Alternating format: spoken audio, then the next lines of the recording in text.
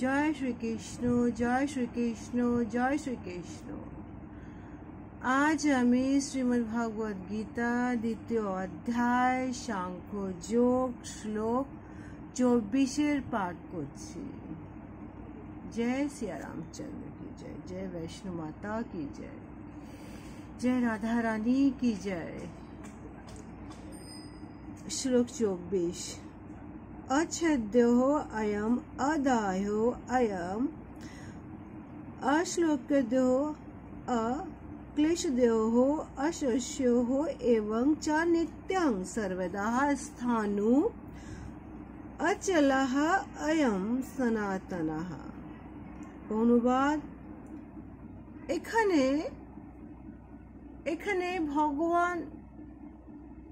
ভগবান তার শিষ্য, তার সখা, তার বন্ধু অর্জুনকে বলছেন, এই আত্মাকে কখনো ছেদ করা যায় না, টুকরো টুকরো করা যায় না অর্জুন, কখনো তাকে পোড়ানো যায় না আগুনে, এবং এই আত্মাকে কখনো ভেজানো যায় না অর্জুন।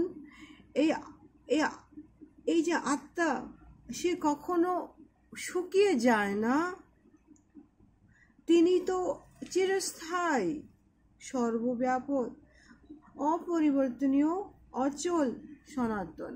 এখানে ভগবান অর্জুনকে বলছে, অর্জুন তুমি কিসের চিন্তা করছো? তুমি যুদ্ধ করবে না কেন? কেন যুদ্ধ করবে না? কেন তুমি ভাবছো তুমি মারলে এদের মৃত্যু হয়ে যাবে, তোমার উপরে পাপ হবে না অর্জুন? পাপ হবে না, যেহেতু আত্মা তো নিজের রূপ পাল্টায়, রূপও না, তার জামাটি পাল্টায়। আজকে সেই আত্মা তোমার গুরু হয়েছে, যখন সে সত্য যখন বেরিয়ে যাবে, তখন সে অন্য আর একটি জামা ধারণ করে নেবে। হে অর্জুন, তুমি যুদ্ধ করো, কেন আত্মা সব কিছুই তো আমি।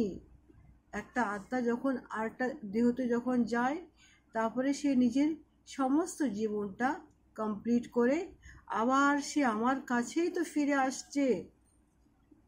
জয় শ্রীকৃষ্ণ, জয় শ্রীকৃষ্ণ, জয় শ্রীকৃষ্ণ।